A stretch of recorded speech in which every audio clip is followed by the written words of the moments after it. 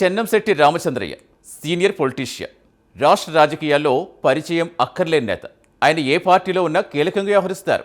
రాజ్యసభ, రాష్ట్ర మంత్రి, MLC, party polit bureau వంటి ఎన్నో పదవులు ఆయన చుట్టూనే తిరుగుతూ ఉంటాయి. ప్రస్తుతం ఎమ్మెల్సీగా కొనసాగుతున్నారు. కూటమి అధికారంలోకి వచ్చాక టీడీపీ తరపున ఎమ్మెల్సీగా నామినేటెడ్ పదవి పొందిన తొలి నాయకుడయ్యారు ఆయన. అలాంటి సీనియర్ ఎందుకు ఇటీవల మౌనం వహించారు? అది ఎంతలా అంటే ఇప్పుడు అసలు ఎమ్మెల్సీ పార్టీలో ఉన్నారా లేదా అనే అనుమానాలు ఆయన సొంత జిల్లా కడప నేతలకే వస్తున్నాయి. ఇప్పటిదాకా పార్టీకి సంబంధించిన ఏ ముఖ్య కార్యక్రమంలో కూడా పాల్గొనలేదు ఆయన. టీడీపీతో టచ్ మీ నాట్ అంటున్నారట. చివరికి ప్రభుత్వ కార్యక్రమాలకు దూరంగా ఉంటూ వస్తున్నారు. కారణం ఏంటో అంతుపట్టడం లేదు. అసలు ఎమ్మెల్సీ రామచంద్రయ్య ఎందుకు డీలా పడ్డారు? దానికి గల కారణాలేంటో ఈ స్టోరీలో చూద్దాం.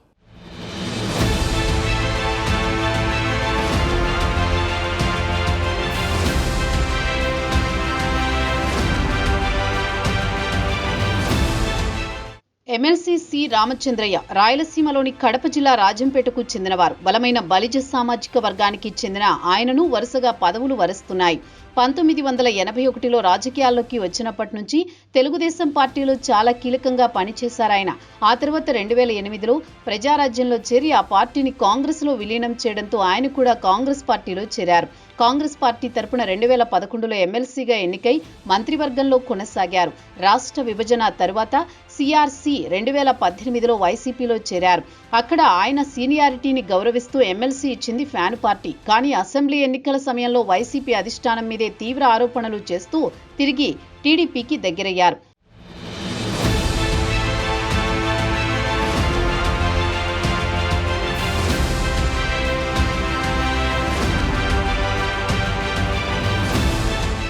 ఇక 2023 జనవరి 3న వైసీపీకి రాజీనామా చేసి టీడీపీ అధ్యక్షుడు చంద్రబాబు నాయుడు సమక్షంలో టీడీపీలో చేరారు. కూటమి సర్కారు కూడా వెంటనే ఆయనకు ఎమ్మెల్సీ పదవి ఇచ్చేసింది.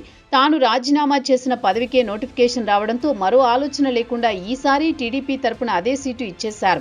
ఆ విధంగా కూటమి అధికారం చేపట్టాక నామినేటెడ్ పదవి పొందిన తొలి నాయకుడు సిఆర్సీనే. అంతవరకు బాగానే ఉన్నా ఇటీవల సిఆర్సీ పెద్దగా కనిపించడం లేదు. ఆయన గొంతు వినిపించడం లేదు. సబ్జెక్ట్ ఏదైనా సరే తన గళంతో దుమ్ము దులుపుతారన్న పేరున్న సిఆర్సీ ఎందుకు మౌనవ్రతం పాటిస్తున్నారు? అధిష్టానానికి, పార్టీ వ్యవహారాలకు ఎందుకు దూరంగా ఉంటున్నారన్న చర్చ జరుగుతోంది. ఎంతలా అంటే చివరికి ఇప్పుడు ఆ పార్టీలో ఉన్నారా లేదా అనే అనుమానాలు తలెత్తుతున్నాయి.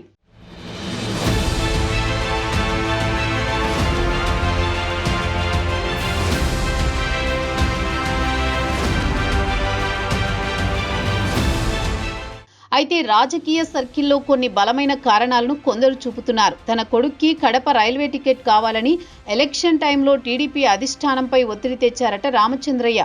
అలా కుదరదని అధినేత చంద్రబాబు చెప్పేయడంతో తన ఎమ్మెల్సీ పదవినైనా తన కుమారుడికి ఇవ్వాలని పట్టుబట్టినా వర్కౌట్ కాలేదని తెలుస్తోంది.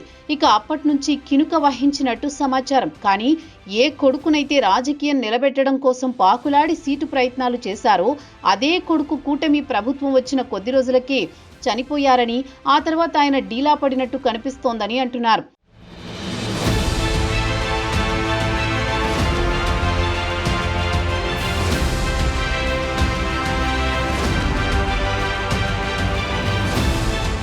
కాగా టీడీపీ ఆవిర్భావం తర్వాత మొట్టమొదటిసారిగా కడపలో మేలో నిర్వహించిన మహానాడుకు లీడర్ టు క్యాడర్ తరలివచ్చిన పసుపు పార్టీ పండక్కి డుమ్మా కొట్టారాయన.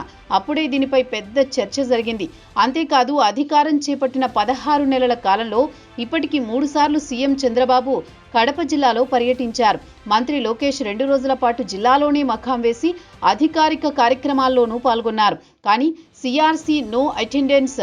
ఆయన ఎక్కడా కనిపించలేదు. పార్టీ అధిష్టానానికి, అధినేతకు పూర్తి దూరం జరిగినట్టు కనిపిస్తోంది అని రాజకీయ పరిశీలకులు చెబుతున్నారు.